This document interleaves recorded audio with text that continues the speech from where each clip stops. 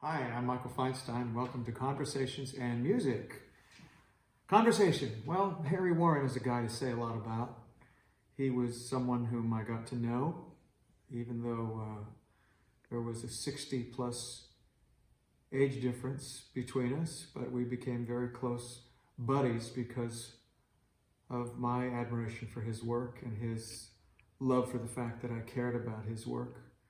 A man who had more song hits than any other songwriter in the history of Hollywood, and yet remains very obscure. So many incredible hits on the hit parade, 3 Academy Awards.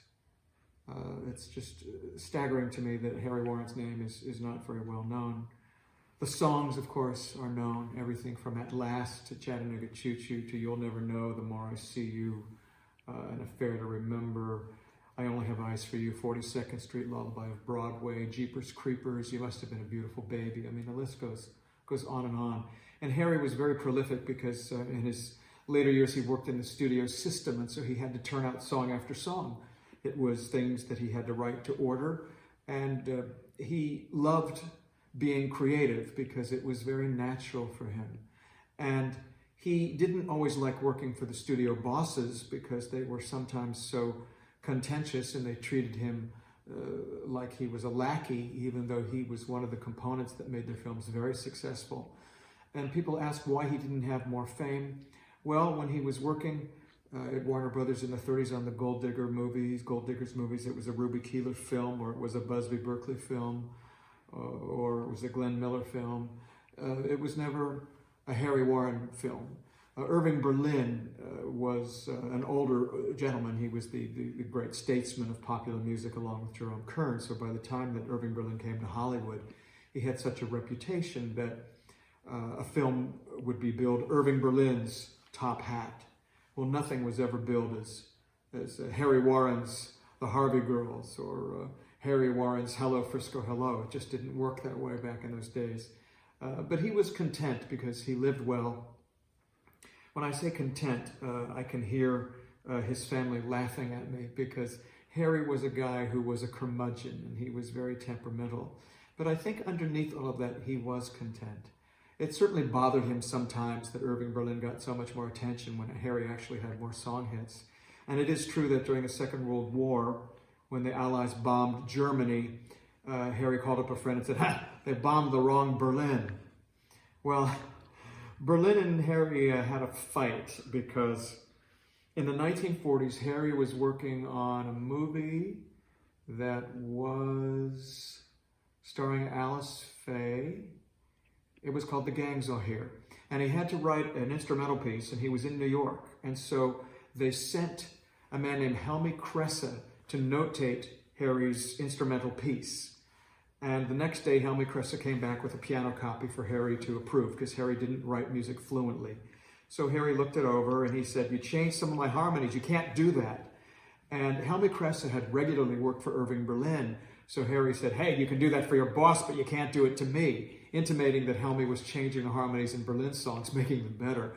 Well, word got back to Irving Berlin and he was furious beyond words, and he called Harry and he said, "Did you say that to Helmy?" And Harry said, "No, Irving, I would never say that." He just lied. Well, Harry once told me that he only wrote 6 songs, 6 basic songs, and he kept repeating the ideas of those songs over and over again. I beg to differ, but there is an instance where he took one song and used the exact same bridge twice. In a movie called Colleen in 1936, there was a song that went, I don't remember the words. But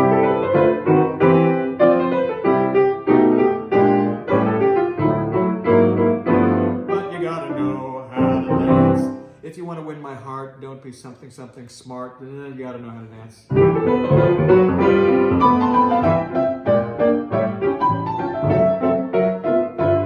gotta know how to dance. So the bridge went.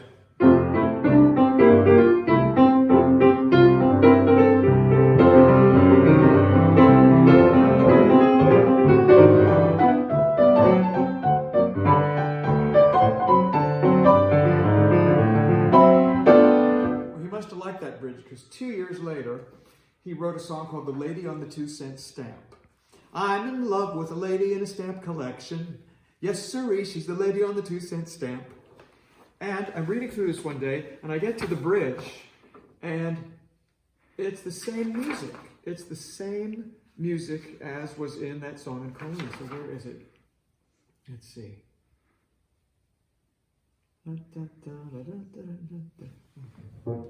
Let's see. Like a dope, I sit there and hope.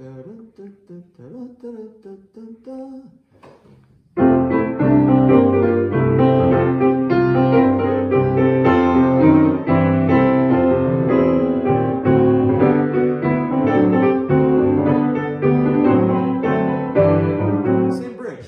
So Harry would steal from himself, but Irving Berlin did the same thing. Irving Berlin, for the movie Holiday Inn, wrote a title song, Come to Holiday Inn.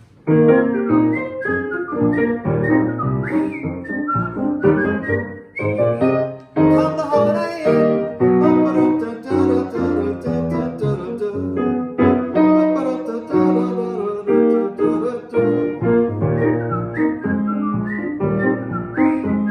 Okay, so then several years later he writes, when I'm weary and I can't sleep, I count my blessings instead of sheep. And I go to sleep, counting my blessings.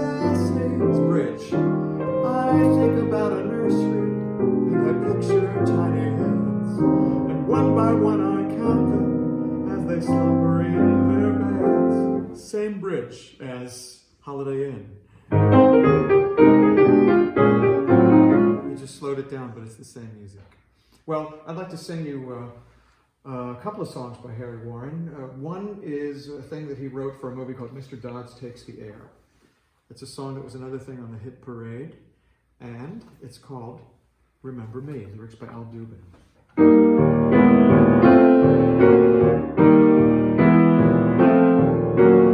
Here's a song that I've created, nothing too sophisticated, but it's one that everybody knows. Not a hilly-billy ballad full of sentimental salad, though you'll think it's silly, I suppose.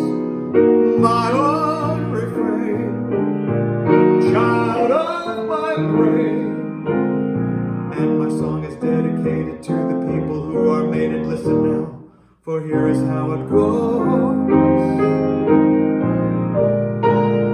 Remember one September afternoon, I stood with you and listened to a wedding tune, and didn't I go with you on your honeymoon?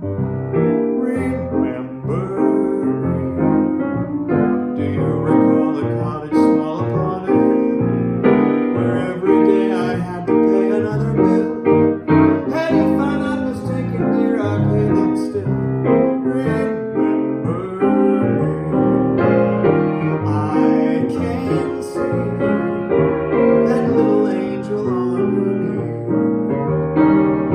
Can you see?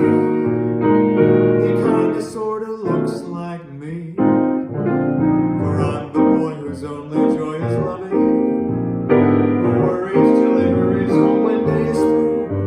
And I'm the guy you give your goodnight kisses to. Remember me? Won't you try to recognize me now and then? Why must I identify myself again?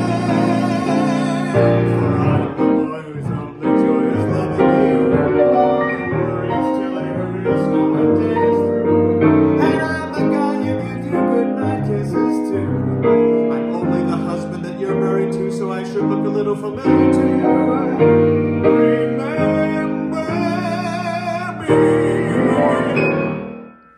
Remember me. Okay. Here's a song that was written for a movie called Summer Stock. It starred Judy Garland and Gene Kelly. And Harry told me an interesting story about the song. The song is a ballad that Garland sang called Friendly Star. But originally, it had a different lyric. Mac Gordon gave Harry a lyric. Actually, I don't know what came first, but I do know that they felt that ultimately the first lyric didn't match the tune. So the tune goes like this.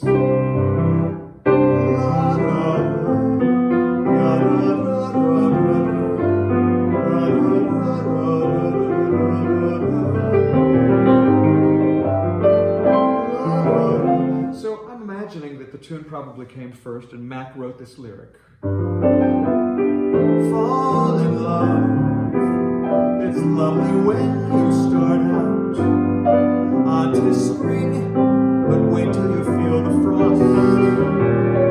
You'll be sorry. Well, I think Harry probably felt that that song was not sweet enough or gracious enough to match the tune, because it's a song that is an unhappy love song, and he felt that that tune probably should have a more sentimental lyric. So they split it. He took the tune and Mac wrote a new lyric for the tune, and Harry took the old lyric and wrote a new tune for it. So the new tune for Fall in Love, it's lovely when you start out, he wrote, Fall in love, it's lovely when you start out. Tis spring, but wait till you feel the frost. You'll be sorry, fall in love. So they got two songs out of one song. So here is what Friendly Star became. Oh, but I should also tell you before I sing it, that one day I was playing this song for Harry. And when I got to the bridge, I played the notes preceding the actual bridge like this. He stopped me. He said, "What are you doing?" I said, "What do you mean? I'm playing the song, going to the bridge." He said, "You left out the best part." I said, "What?" He sat down and he showed me chords that he wrote over those three notes.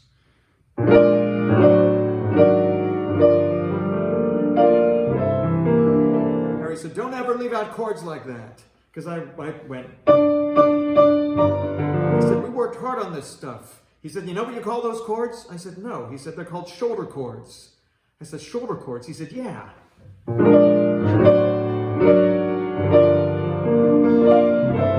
So I always make sure I play the shoulder chords when I sing and play this song.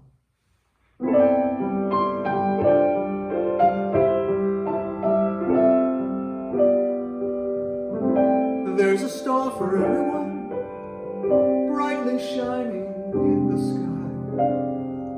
It seems to be a part of your destiny.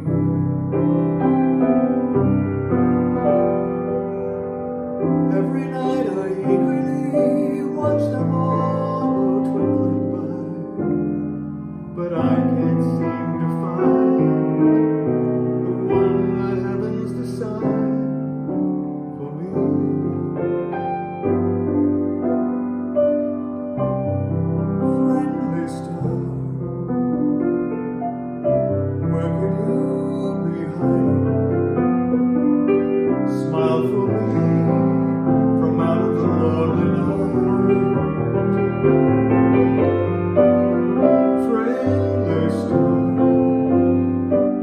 My fate needs deciding, how I need the glow of her guiding light. I know that you are near, for I am strangely dreaming, and so if you can see me from afar, won't you kindly light my way, lead me to my lover, just point him out and whisper, there you are.